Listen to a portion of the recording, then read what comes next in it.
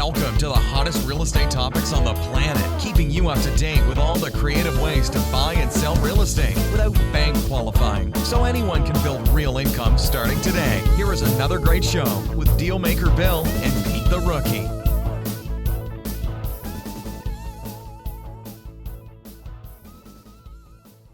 All right, here we are, another episode of Flipping Houses for Rookies. Hey, Peter. Good morning, Bill. I hear you got the dog in the background, so if we got a little chatter going on there, that means the dog's enjoying the podcast as well.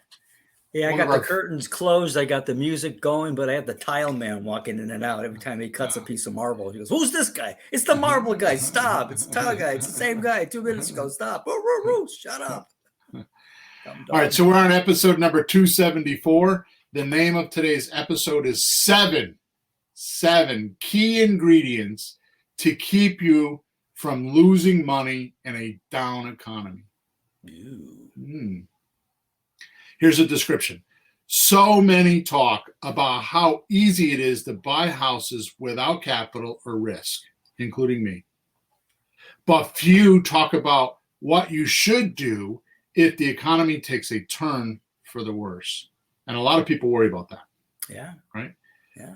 Especially when it threatens not only the money, but your freedom too. I know I have spouted in the past, fortunes are created from chaos, and I still subscribe to that. When everyone is running and hiding, I tend to do more business. Why and how is what this isolated podcast is all about. And if I can do it, so can you. One of the takeaways you should get by listening today is there is no bad time to get into real estate. You just need to know your market and the correct strategies to apply in that environment so you are protected and winning. Once you have this clear picture, the threat comfortably turns to joy and excitement, then into a fortune. But the correct mindset is key to these rough times. So let's go work on that today. Sounds good. Interesting, huh? Oh, yeah. No, people worry about, gee, real estate, isn't that dangerous or is it risky? But there's details, what kind of market is it? Up market, down market, sellers, buyers, and the different strategies. You have to match it up, like you're saying. Exactly. Yeah. All right. So before we get started, just a little bit of a housework here. So first of all, there is a link in the description wherever you're listening or watching to this podcast. It's actually something new that I've done. I've created a 3-part series called the Masterclass. And it talks about exactly what we're going to talk about in this podcast. So the link is in that description. You could just go click on it. It's the 3-part masterclass is free. You will need to register, and you'll get emails. You get 3 emails with the actual recordings. They're about 30 to 40 minutes long. Also, if you're listening to us on a podcast platform, or on YouTube or Facebook, please subscribe to our channel. Also, give us a review if you could, or go to flippinghouses4rookies.com and hit the testimonial on the top right-hand side. I'm trying to get over 100, and I'm damn close to it on that page. So you can leave a video, you can leave an audio, you can leave something in writing about our podcast or any of my materials. Lastly, Peter's back. Yay! So we've been recording again on 9:30 Eastern Standard Time, Thursday mornings, on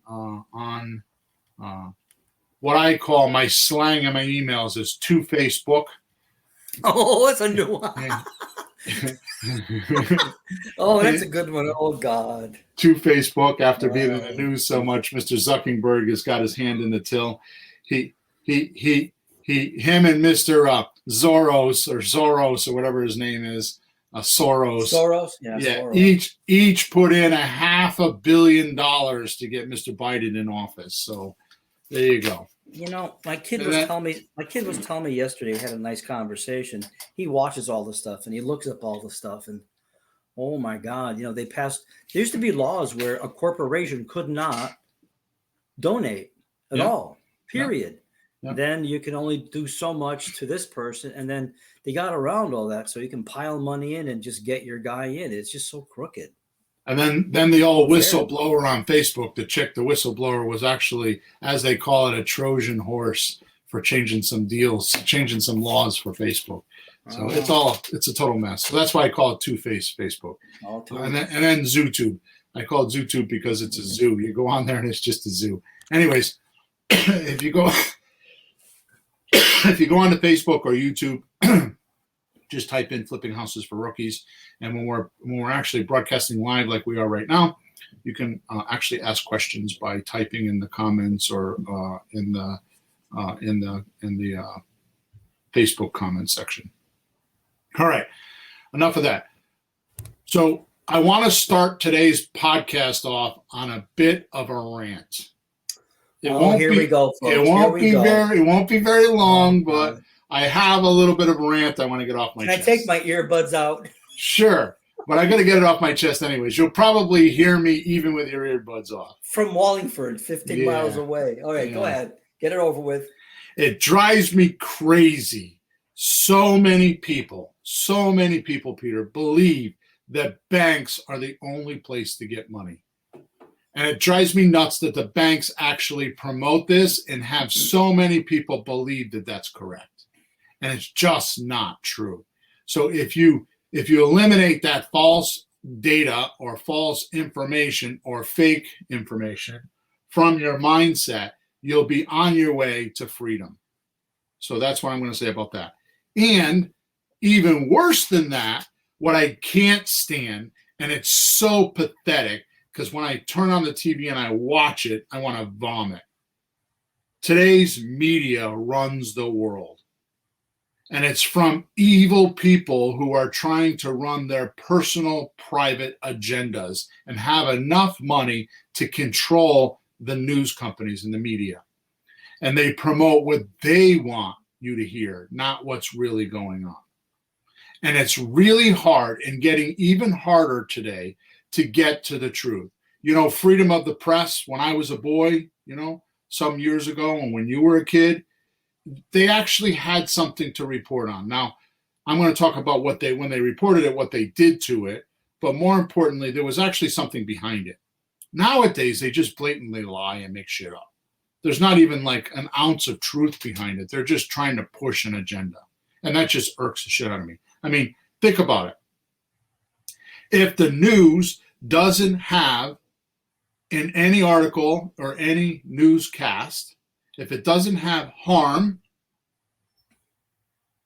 like damage or violence or death or scandal, it doesn't show up. It's not there. You don't hear about it. Mm-hmm. Right?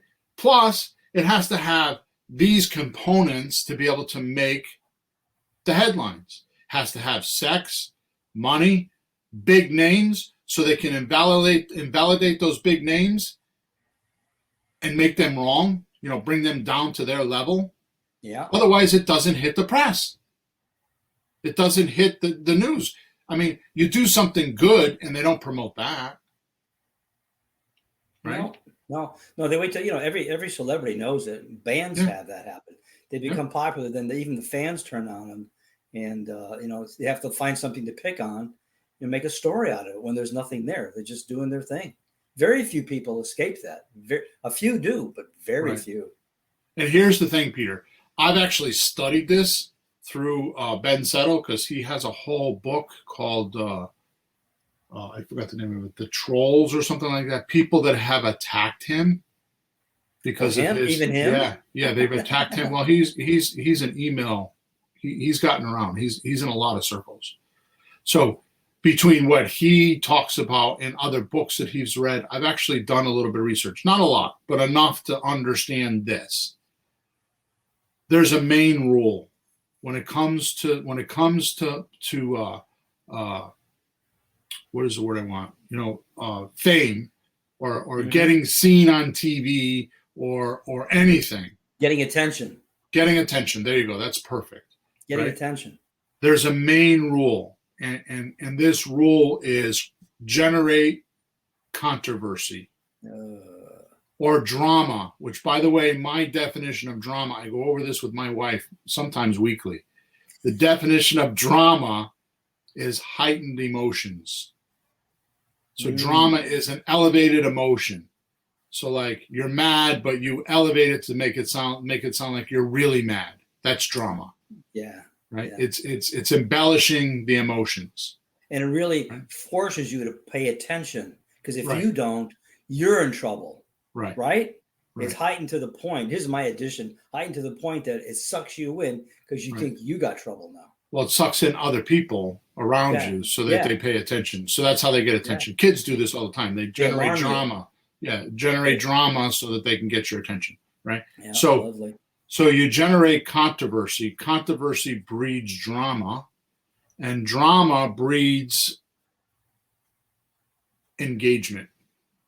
Yeah. I mean, think of the TV show The Bachelor. If they didn't have drama, they wouldn't have engagement. Look at the what is that other show? Idol, or American Idol, yeah. Right? If it didn't have controversy, if it didn't have drama, it wouldn't have engagement. Yeah, you want to know the one that drives me crazy? Cooking shows. Yeah. They have cooking shows now. They make drama out of it with like dramatic music and who's going to win, who's going to lose. Oh my God. It's just a cooking show. Where's Julia Child or Graham Kerr? Here's how you make the dish, eat it and shut up and have fun. They make drama out of cooking. Come on, folks. Exactly. God, so, it's cooking. So I told this to my mother. My mother was telling me about something because my mother, doesn't leave a 12 by 12 living room other than to go to bed at night. But miraculously, she knows about everything going on in the world. So I said to her one day, I said, Mom, I don't want to hear your stories. Stop talking. She's like, what do you mean? She was offended. I'm like, Ma, you get your information from television. So think of this. How is television devised? What makes television? Actresses and actors. There's a prompt in front of them. There are pre-written words that they are reading and putting the right body motions and the right emotions to it so that they are believable. That includes the news. Yeah. They are actors. Bill, there's a Facebook post that goes around. They show one news anchor giving the news. Then they show two giving the same news. Then they show 4, 16, 32. They go up to, the whole screen is filled with guys all over the country, men and women, giving the news from different stations, saying the exact same thing. As if they can't, hey, we figured this out. It's the same thing. So these people that are printing the words are trying to create the narrative, the story. They're trying to author the future, right? Based on their evil, crooked, demented ideas. Like, for example, there's too much population on Earth and we don't have enough resources to handle all the humans, so we better kill off some people, Thus, something like COVID. I'm not saying that's true, but you know what I mean? So you get the connection. That's how these people think. And there's not many of them. It's less than many. It's about 2 or 3% of the population, right? Yeah, but they're nuts, and they grab money, they grab control, and we want to go home and have a nice life, and they want to be crazy people. By the way, that thing of overpopulation has been around since the Roman Empire. Yeah, that's what I'm saying, right? It's not real. So this means that we have in our society a thing called merchants of chaos. Okay. Now, you might be wondering why I'm on this rant in this podcast. And here's why. Because real estate is very similar to the stock market. The merchants of chaos run their fake news and their crazy ideas, and most folks don't bother to qualify if the information they're giving us is true. Mm-hmm. Then they believe it, and then they say it, and they spread the word. Do you think they make it true because they keep saying it and it becomes real for people? Yes. And then the prophecy comes true? And markets go up and down because of this. Oh, boy. They make it happen. So that's right. So what I want to cover, because they're on because they own all all the shows. I mean, they owe, all the TV shows, The CBS, nation, CNN, I don't know, the Fox, all of those, they run the narratives on these, right? And Fox is the best because they're controversy. They're against all the other stations, So Fox gets the most because they're the most, they run controversy and drama. Like, them Democrats, and then CBS is them Republicans, and it's just too obvious. You wouldn't notice this until thank God for and I'm not saying I'm pro or not, but thanks God for President Trump, because at least he brought this to light to all of us so we could see it with his crazy controversy and his drama. You know what I mean? Yeah, they used to pretend that everything is nice and we're gonna have a talk and all that. Then they start, at least they're screaming and yelling, so we see what they really think in their head, so we know what we're dealing with, and maybe we can sort it out somehow. Right. So what I want to cover today is, when this happens, what do you do? Or more important, what can you do now to keep the dips from not dipping so low or so much and threaten your portfolio and your lifestyle? So let's go over my list of 7 ingredients to keep you from losing money in a down economy, or the perception of a down economy. Yeah. Right? So here we go. Number 1, leverage, or not being over leveraged. I learned this valuable lesson in 2008 crash. I was over leveraged. It took me a long time and a few $100,000 to learn this simple rule. And it's going to sound stupid, and you're going to be like, why didn't you think of that earlier? But honestly, it took me about 5 years after 2008 to dig out of my hole from that crash, because it was like, I think almost $300,000 that I lost. Here's the rule. Cash flow is king. Cash flow is king. Prior to 2008 crash, I actually believed my worth was measured by the net equity value. Well, look, I got a 7-figure worth. I'm worth $1 million or $1.5 million in net equity. Right? In other words, the value of the house minus what I owed. What I wasn't thinking with was the values change in different markets. So where I had $1 million, we'll say, in net equity, when the market changed, that $1 million was no longer $1 million. And it was useless to me when I was trying to pay my mortgages. And people started to vacate houses and started doing odd things. The equity didn't mean anything to me. And banks weren't loaning, so I couldn't refinance. It was a nightmare. But if you pay attention to cash flow, it doesn't matter. Rent amounts are much more stable than house values. That makes sense. Right? And most markets only swing about 20% up or down. Okay? Now, there are some that have gone higher and lower, like Florida did it and Vegas did it, but they're not common markets. But most markets either rise or lower 20%. Okay. So if you're buying property at 80% loan to value, the most that can happen to you is it's worth what you owe. Yeah, it evens out. Right. So just don't sell then. So if it goes down to what you owe, just don't sell then. Keep collecting your rents and let the market come back. That's why cash flow is so important, because cash flow will take you through the dipped markets. Right. Right. Grant Cardone said on a Bigger Pockets podcast, I'll never forget it. It stuck with me, and I've told you this many times before, probably. He said the recession-proof real estate property. How do you buy recession-proof real estate property? He says if you keep your rents between $800 and $1,200, everybody can pay that, even when they're broke. Yeah, they got to live somewhere. So a recession-proof property. Now he buys a lot of apartment buildings, so that makes sense. Right. So the same thing goes for, houses in your area. Like if a $200,000 house, the average mortgage is 13 or 1400, then, just make sure you're not paying more than 13 or 1400. Now you can charge 1800, but if things get bad, you can always charge 1400 to make $100 a month and at least pay your mortgage and get through the bad times. Mm-hmm. Right.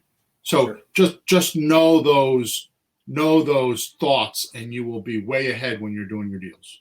Does that make sense? So you're not over leveraging yourself. Mm-hmm. Makes sense? Number 2, know emerging market analysis.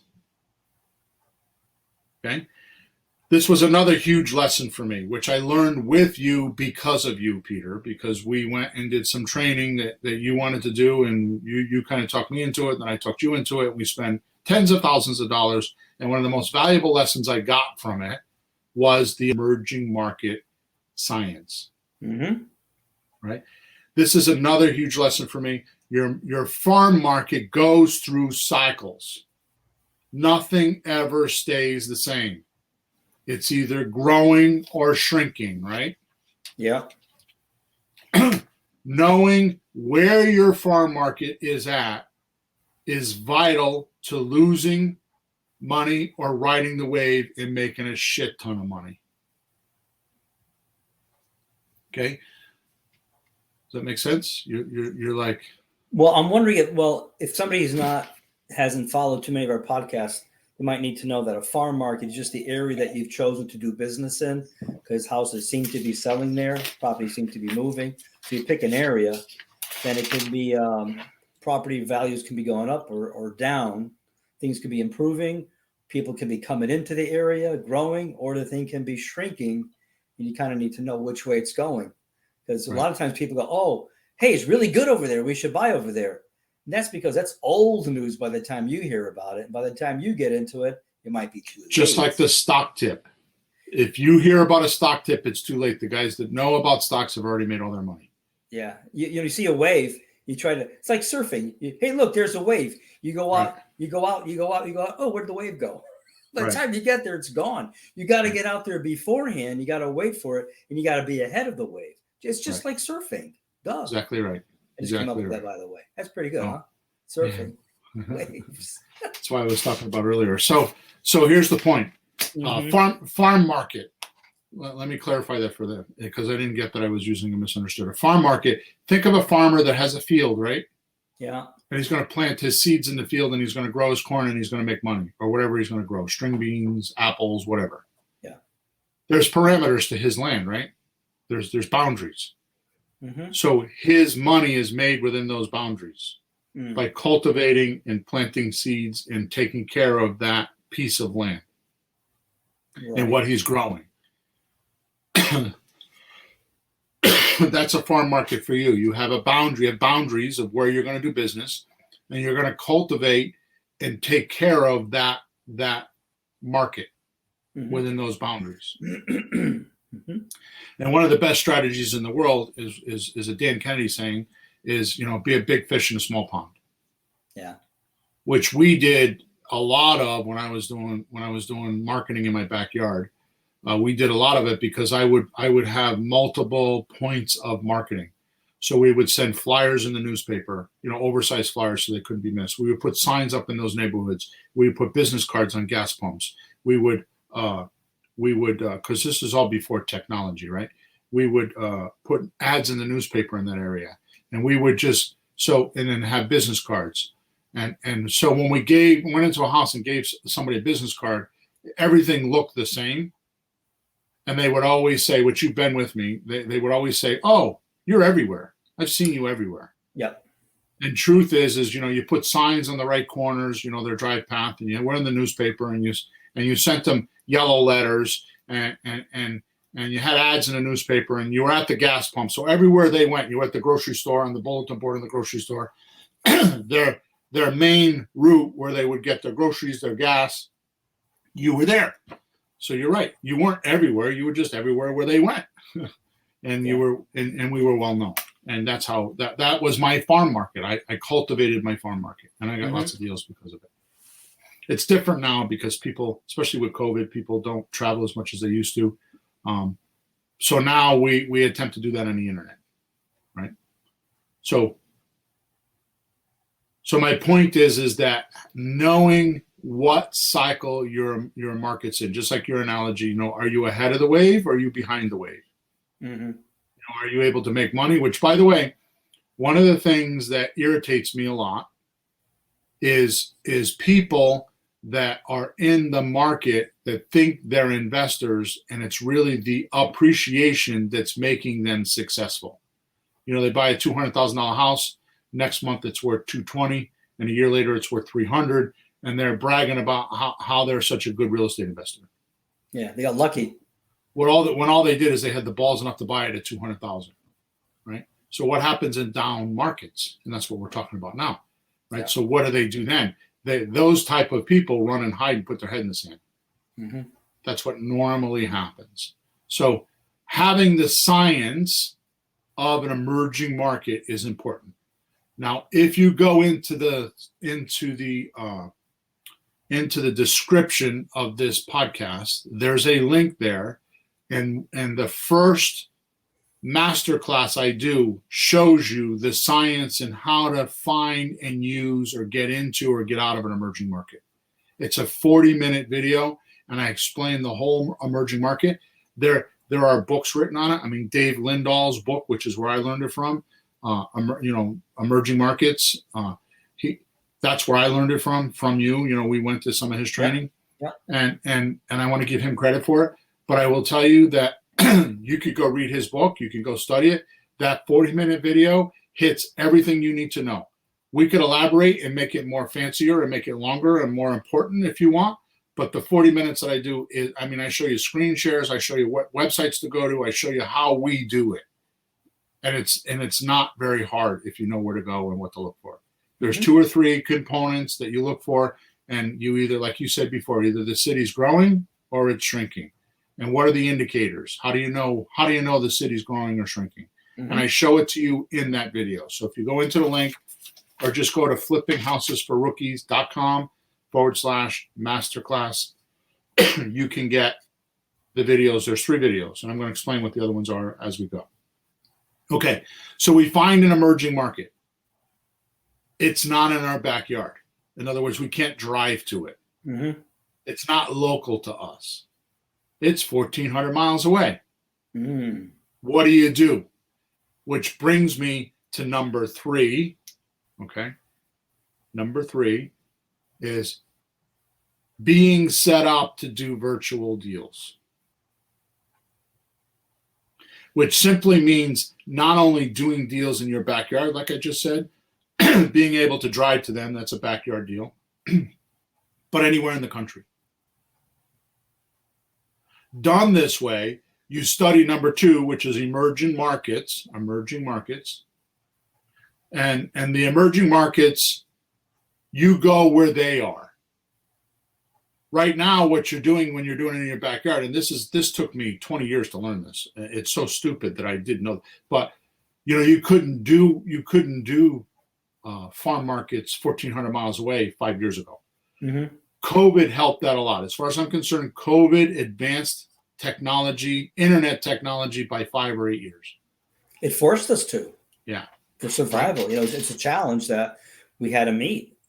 Exactly. So people are willing to go onto Zoom, and they're willing to, do all that kind of stuff nowadays. Right? Bill, not only did I figure out how to do music lessons online, I had a physical therapy session yesterday online from California. Yeah. Yeah. Unbelievable. Raise your hand like that. Go like this. Yeah. 3,000 miles away. There you go. And that's how the world is. So doing real estate deals virtually has come into the market. I couldn't do this 5 years ago, right? But here's the point. I would struggle certain years because the market was declining. Yeah. So instead of going out finding new sellers and finding new transactions and having my attention on that, I had my attention sucked into my business on all the management stuff, like who's not paying rent and who moved out and saving expense cost on broken things. Should we do it? Shouldn't we do it? Because we didn't have any money. Yeah. Right? So the cycle would be down. No longer is it that way. right? So what you want to do is start doing business in other cities as if you were right across the street from the house you're buying. And nowadays, I figured that out because of COVID and because all this craziness was going on. Like I was losing coaching clients, and I wasn't making deals because people were kind of like, why would I do that when I could put it on the market and get 20,000 over my asking price and have a bidding war? Right? I went through all that like everybody else. But the difference is it forced me to do things I normally wouldn't have done. And now on the other side of it, have realized it's a new way to do business, is this virtual aspect. So because of that, the second video in my masterclass, which is the link in this video, in this chat, the second video of this masterclass is all about virtual deals. Now, here's the thing, Peter. Here's something that I noticed from doing these deals, because what forced me the most to do these deals is I actually had a coaching group of people from Israel and Australia that are doing business in the United States. So these guys, I had to learn, I had to elevate my ability to help these guys buy properties from the other side of the planet. He's talking about remote, right? It's not even another state; it's another country with different language, perhaps different laws, and they have to do it with these laws in mind and all that stuff. And they got to set up corporations. Yes, set up corporations in the countries and become, they're not citizens, a whole bunch of stuff, right? So my belief, and this because you've been around me for 20 something years, if I have, and I learned this from Kiyosaki's book, Rich Dad, Poor Dad, 20 years ago, or whenever he came out with the book, right? Because I bought it immediately as soon as he came out with it. What I learned is if I have money problems and I'm having trouble with money, first thing is don't put my attention on I don't have any money, because then I'll just get more of that. I put attention on how do I make money. Yeah. So be careful what you're thinking about, because you get what you're thinking about. So if you're constantly thinking about I need more money, you're going to get less money. Number one. Yep. Number two, what Kiyosaki taught me was in his book was if you got money problems like that, the best thing you could do is go find somebody else and help them with their money problems. He said that? Yeah. I know. I've heard you say that, but you got it from him, huh? Yeah. It's in the Rich Dad, Poor Dad book. I got to say something. Just let me throw this in before I forget. People think, money people, rich people, they're horrible people.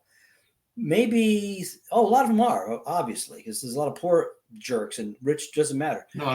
Let's isolate that. You're talking about often elitist. Mm-hmm. They're usually the snotty ones that have hand-me-downs. But if you look at the person that made the money, the grandfather, the father that made the money, they're not like that. Just the descendants are like that. That's right. That's my siblings. And this guy started from nothing. His dad was poor, and he learned from his friends that. But that's my point: is that they're willing to be helpful. So you got to make that distinction. Is this a good guy or a bad guy? Just because he has money, he's got money, must be bad. No. So if you go, the good guys always share and do things like that. Go help somebody else. You came to my house years ago before we started real estate just to help me with my little business for free. I said, you need some money? He's like, no, just helping you. Like, really? Thanks, Bill. You spent an hour or two with me for nothing. Well, no, not for nothing, because it worked. You did some stuff and got out of trouble. I did. And then I came back and we helped each other more. Yep. If you just keep helping, it's going to work somehow. So what you're talking about, we covered in podcast number 272, the 6 core achievements and influential roles in creative real estate to be. Right. And remember, step 5 and step 6 is helping others. It's just a natural progression. It happens to everybody that's successful. Or the social ones, not the antisocial ones. Yeah. The social personalities, not the antisocial. That's right. Okay. But in any event, this is what happened to me is I decided I needed to learn virtual. So what better way to do it is to actually what is the word that I use? I can't think of it right now. Learn while I teach. Oh. Learn out loud. Learn out there loud. you go. Okay. Learn out loud. That's what I call it. Learn out loud. I'm still getting used to that one, but that's good. Learn out loud. And that means that I put myself in a position where I had to do it because I had to help the others. I pressured myself because I needed to help them do it. So I needed to go figure stuff out. So between that and my own business and my regular coaching group, it forced me to have to figure this out. Yeah. And I'm glad now that I went through that agony, because it was agony for months and months and months. And sometimes I'd lay down at night and I would just ponder, like, what the hell am I going to do? Because it was rough, right? Yeah. But it's changed. And now on the other end of that, having gone through that experience, I can now share it with others. And again, these videos, this masterclass, these 3 videos are exactly that. I don't have to go on and write books about it, and just these 3 videos are enough. And the value you get from these videos are amazing. Okay. All right. So let's get back to the podcast.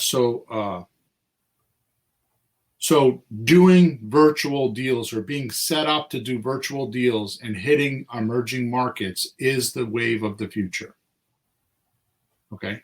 That brings me to number 4. Automation and systemization. Here's some stats. 36% or more lately of my deals come from follow-up. Rents get collected electronically now. Zoom, like we talked about before, since COVID, is like bottled water now. Everybody does it. Yeah, it's not weird. If you have systems and automation, you cannot be mired down with managing, marketing, and existing tenants. Right? So the system we use, we upload a list and it automatically texts the people we want it to text. All we pay attention to is, so one person does that, the rest of the team does the rest. So basically, here's what happens is, and I do this in my new coaching group. It's not coaching anymore. It's called an apprenticeship program. I've changed it because we're actually together as a group, collectively doing a deal in this system. Right? Because you're doing it, right? Yeah, it's so good. I mean, I always was working on Monday nights and couldn't join the coaching. I'd listen to them later during the week often. But with this system, I said, no, screw it. I'm doing this. I'm not doing any other work. Because we're actually doing it and learning how to do it, not talk about doing it. Otherwise, you tell people like, hey, why don't you go home and do this? And they don't do it. Right. So now they're just doing it during the coaching call a little bit. And then during the week, because you got to talk. It's like lessons. It's like when I give music lessons, you got to come next week and show me what you did. And if you didn't, you're a dummy. Yeah. You're a dummy. You'll feel like a dummy. Oh, if I didn't do it. A kid yesterday, oh, I didn't do this. I didn't play the song. Like, yeah, you dummy. Come on, do the song. I'm going to tell your mother she's paying for this. But, you're paying for coaching. You're doing this stuff. And, why talk about it when you can actually do it? But it's also less scary because you don't have to do the whole thing by yourself. You just could. Right. It's like you're part of a business where you do one thing. Right. And then you learn the other job. So it's like being in the grocery store. You're the cashier, right? You don't have to worry about ordering the groceries. You don't have to worry about stocking the shelves. You don't have to worry about the money to pay for everything. You don't have to worry about accounting. You don't have to worry about any of that stuff. You just worry about running the cash register. Yeah, you're not the manager with all the problems.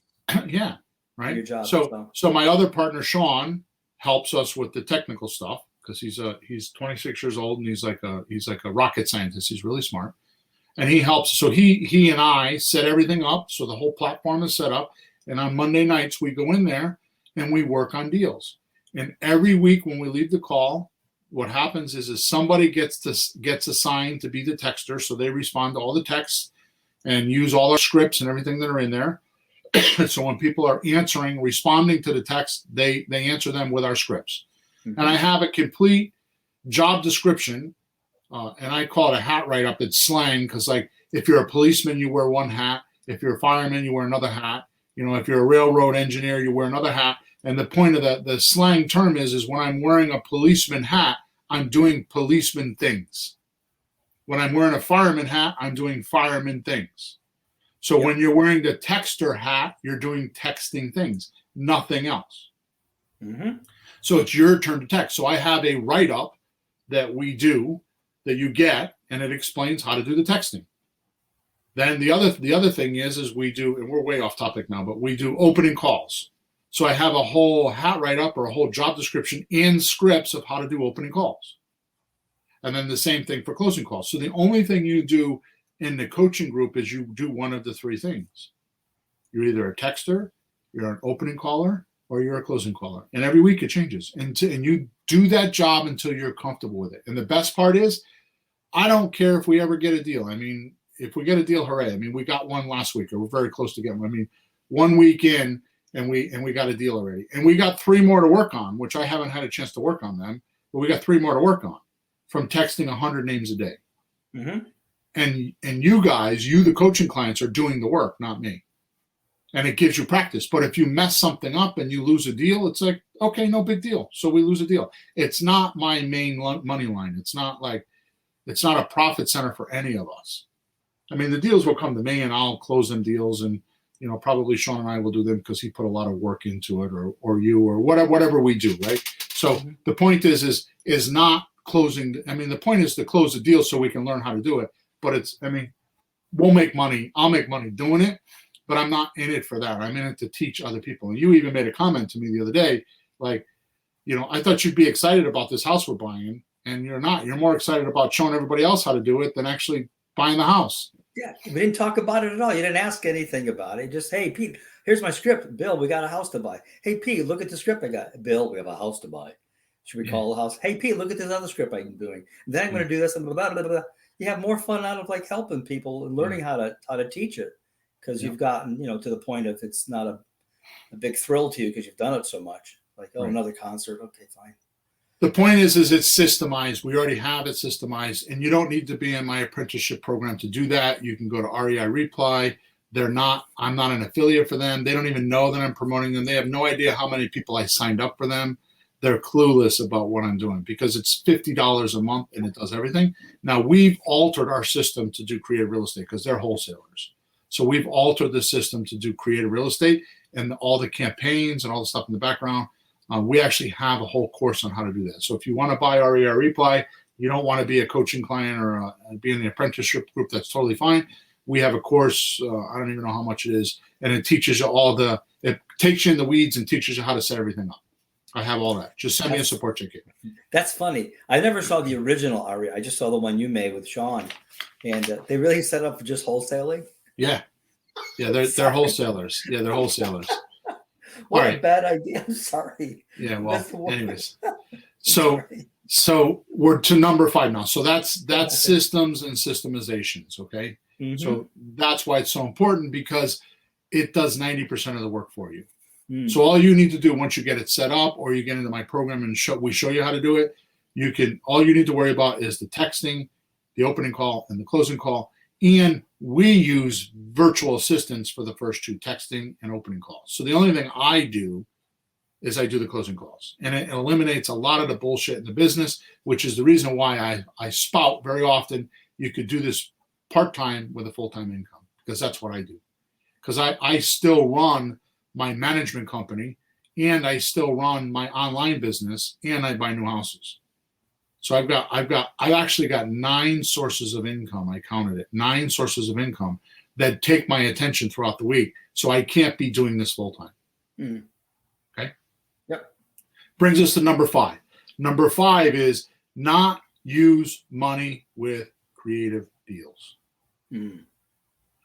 There are 270 podcasts about this, 270 something podcasts about this, how not to use money to do creative real estate deals, right here at Flipping Houses for Rookies. What you need to know out of all these podcasts, here are some important rules. There's 2 of them I want you to know today. One is real estate is made to take money out of it, not put money into it. And when you make that adjustment in your head, even a homeowner buying a house doesn't put a lot of money into it. The bank does. That's the purpose of banks. Yeah. With investors, it's hard money lenders or private money lenders. With us creative real estate people, the people that put money into the house are the sellers and the buyers, not us. Yep. Okay? So if you know how to do it, after a while, putting money into a deal looks down outright just plain stupid. Okay? That's when I talk about people that have money leap before they learn. Because they don't know that they can do this. They don't know that they don't have money. Some of the worst coaching clients I've had are people that haven't had a lot of money. Mm-hmm. And they just write checks. I mean, I had a girl one time in the beginning that was a retired commercial mortgage agent. She was a multimillionaire. Yeah. Doing properties in like the most expensive part in Fairfield County, Connecticut, which is the third largest economic county in the country.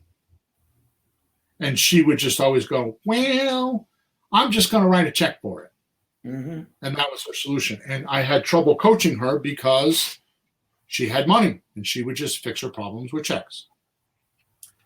The second rule, if you don't put any money into the deals, you can't lose any money. So that's important for our listeners, because if you're worried about risk or losing your life savings or buying a property, if you don't commit to the deal, if you don't put a deed in your name and you don't put money into the deal, what are you worried about? Yeah. When you do rent to owns and you do owner finance, all this kind of stuff that we talk about, rent to own, slot deals, options, wholesale deals, none of them you're putting a deed in your name. You're assigning them to somebody else, or you're not just, a rent to own, you don't put a deed in your name. It's just a rental contract. And if you break it, it's no different than when the tenant leaves your property. What are you going to do? You're going to go sue them? No, probably not, because, even if they do damage, you just take it on the chin and keep going. So that's the position you're in, which is what I mean when I say, if you've rented a property in the past, you know how to do 95% of this. You could make money with real estate. If you've rented a house or rented an apartment in the past, you know how to do 95% of this, right? So the second rule is don't put money in and you won't lose any. Yep. Right? The most popular system I like new clients to use is the rent-to-own method. Subject to deals or owner financing. That's where you get payments, get people to let you make payments. Yep. If you want to do that, I shouldn't give you too many places to go. But if you want to learn how to do that, I have two versions of it. I have an email course, which is the lighter version, and then I actually have a stronger version of it. That if you do a one-on-one interview with me, it's worth $100 because that's what I charged for it the first time. Actually, I charged $179 and then I dropped it down to $100. I have another version of it with a checklist, and it's a 14-day plan. So you can get it for free if you go to flippinghousesforrookies.com/email course. Or if you do a one-on-one consultation with me, I'll give you the extended version with all the extra documents and stuff in it. I'll give that to you for free, and that's worth at least $100. Mm-hmm. So if you go to flippinghousesforrookies.com/free consultation, you can get it there. So just as a side note. Number 6, no interest seller loans. Creative financing. Mm-hmm. Most don't know that bank loans, when you go full term on them, get 2.5 times the borrowed amount because of interest. Oh, yeah. So if I were to take a $100,000 loan, that means I'm paying somewhere about $250,000 for that house. I'm not paying $100,000 for the house. I'm paying like $250 because when I make the payments, it's 2.5 times the amount of money that I borrowed. So if I borrowed $100, it's going to be $250 that I'm paying. That's a lot of interest in there. Which is why when I'm talking about my owner finance deals, if they're asking $100,000 for the property, I can easily pay them $125,000 and be way ahead than if somebody bought it with a bank loan. Mm-hmm. They're ecstatic because they got $125,000. They got 25% more than anybody else can give them. But because I'm paying no interest, principal only payments, every time I make a payment, it reduces the principal. So if I pay them $1,000 a month, the first month I owe them $124. Another month I owe them $123. I owe them $122, and it just keeps reducing. The interesting thing is I will sell this property on a rent to own, so the tenant is actually not getting the principal reduction. They're just paying to live in the property, and they're paying my loan down. Yep.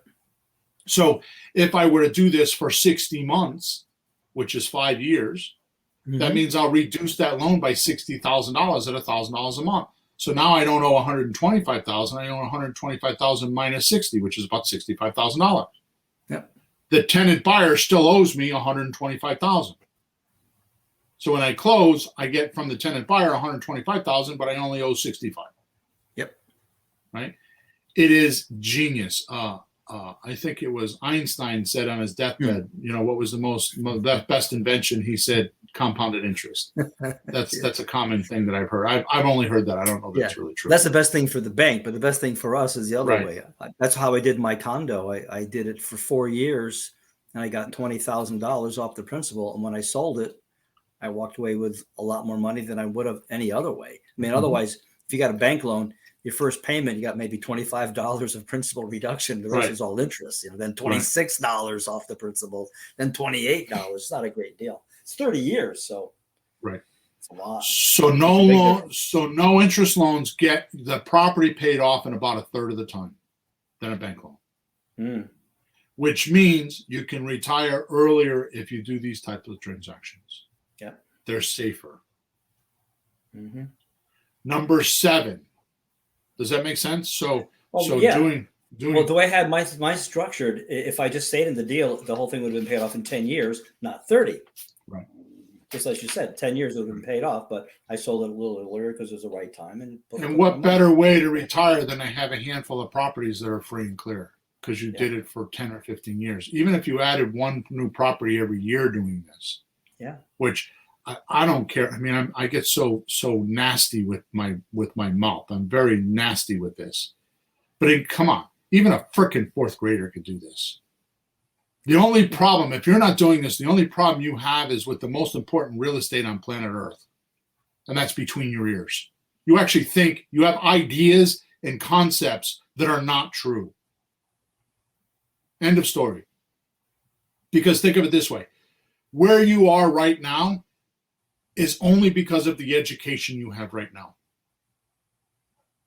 Which cracks me up because when I have people get on a coaching call with me or they say they want to do coaching and they go all the way to the point where they actually talk to me and they ask all these questions and they're like, well, you know what?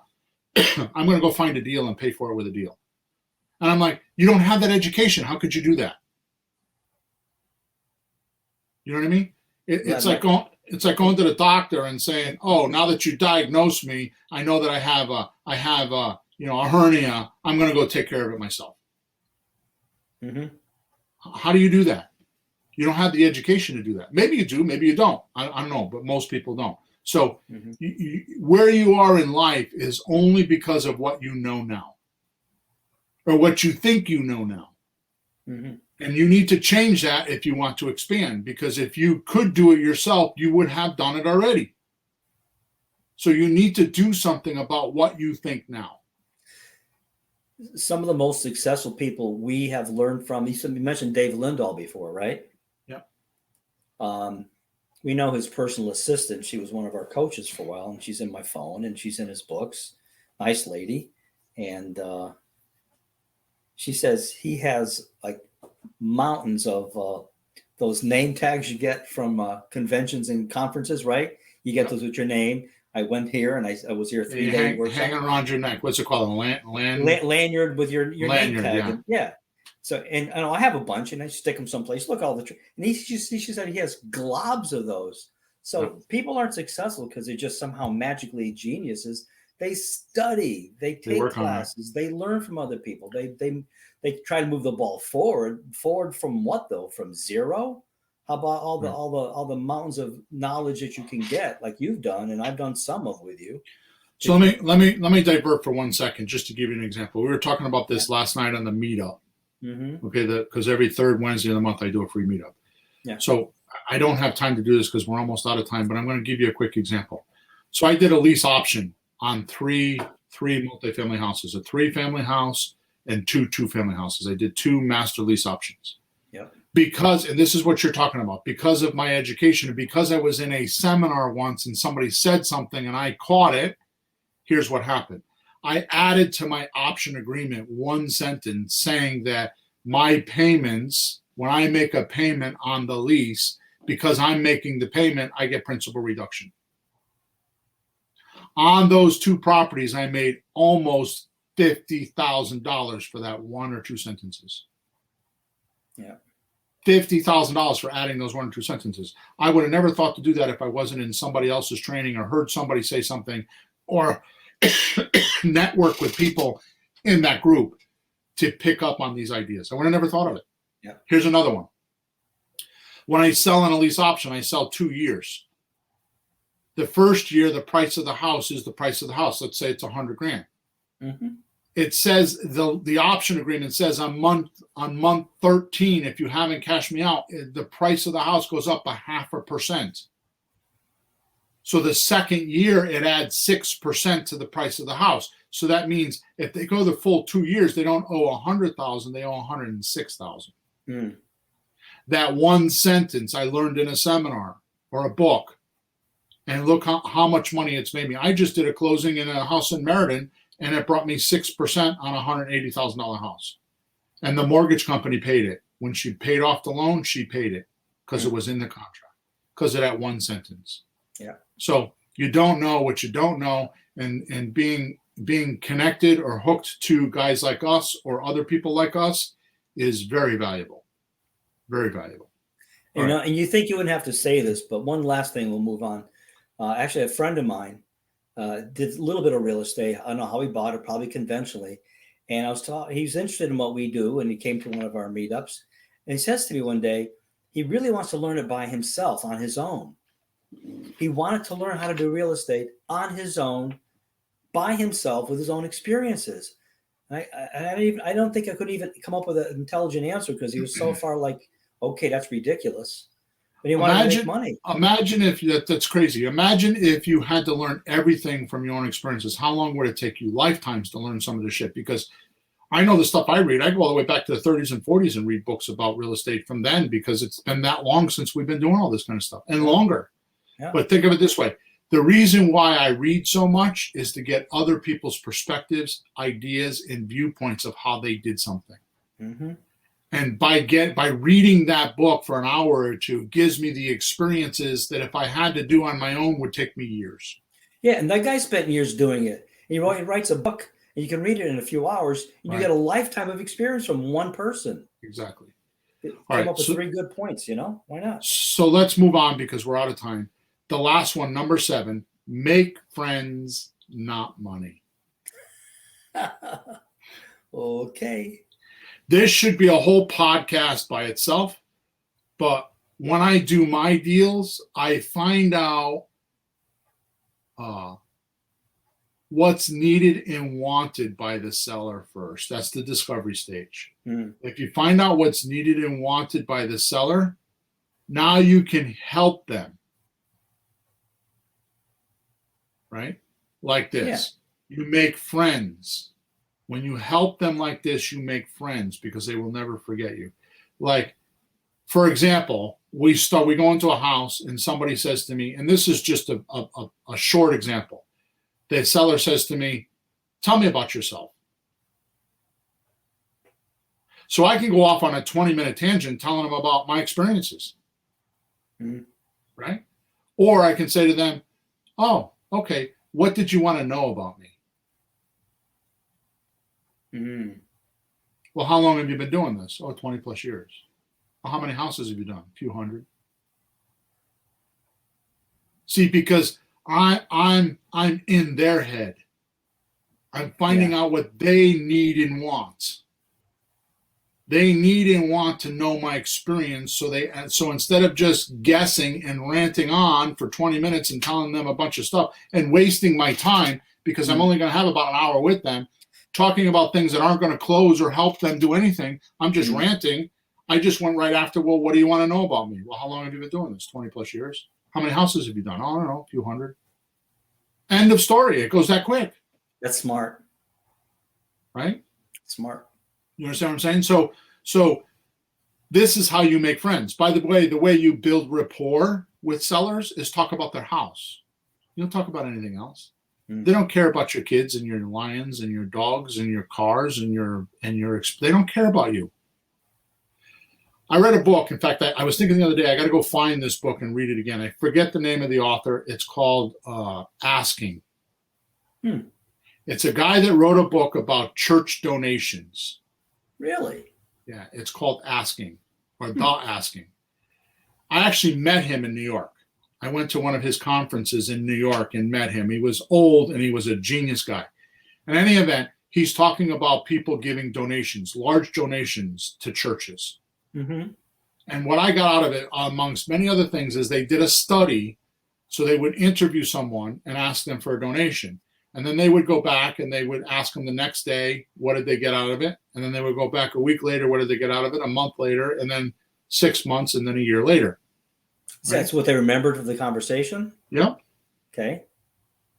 What they found is the people that remembered the longest were the people that did most of the talking. So if you allow the seller or the person to talk a lot about themselves, they'll remember it for a year. Mm-hmm. If you're talking to them the next morning, they won't remember what you said.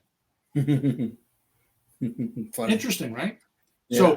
So when I say make friends, the way I do it is you ask the right questions to make them think.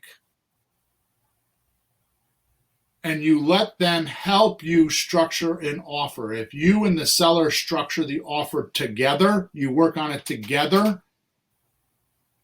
what happens is you take them from being a prospect to a cheerleader. They start cheerleading you on to get it done because they helped you make the offer together. Mm. It's like you and the seller bake the cake together and then you eat it together. The celebration is we get to eat this cake. Right? Well, I must have gotten close enough I did one of those calls you said from the coaching group to the person you're working on the paperwork now. And she did a lot of talking, and she probably did too much talking, but you can't go wrong letting the other person talk. Right. And she told me what she wanted, and she kept telling me stuff. So I let her go. And she did talk about her dogs, but that's because the dogs chewed up the house. The tenant's dogs chewed it up. Right? Which, by the way, that's right. By the way, what Peter's talking about is if somebody's talking too much, they don't feel like they're acknowledged. So give them a good, healthy acknowledgement. I got it, or I understand, or that makes sense to me. And just acknowledge them. Let them know that you received the communication, and they'll stop talking and you move on to the next thing. Mm-hmm. Okay. Anyways, we need to get out of here. My point was, just to finish it, was by the end of the conversation, she said, "Goodbye, my friend." Yes. And she said that when I called her back to have her talk to you. Well, thank you, my friend. And I was a little bit like, whoa, what? My friend? Well, I didn't do much. I just let her talk and let her tell me her stories, and I acknowledged her. So I'm just saying that because you make friends. Well, she said, thank you, my friend. So it's cute. Exactly. And that's my point, is make friends. So if things are turning around and the market's getting bad and you did this, make friends, and I'm not talking about fake friends. I'm talking like you really cared about them and really helped them and were sincere on doing the deal structure with them in mind first. Yeah. Right. In other words, you got through your neediness and eliminated it to find out what their neediness is. Okay. So when things get bad a year or two down the road or 5 years down the road, the economy turns and the house is not worth whatever, blah, blah, blah, which people worry about. You can now always go back to the seller and talk to them because you're their friend. And you could either renegotiate or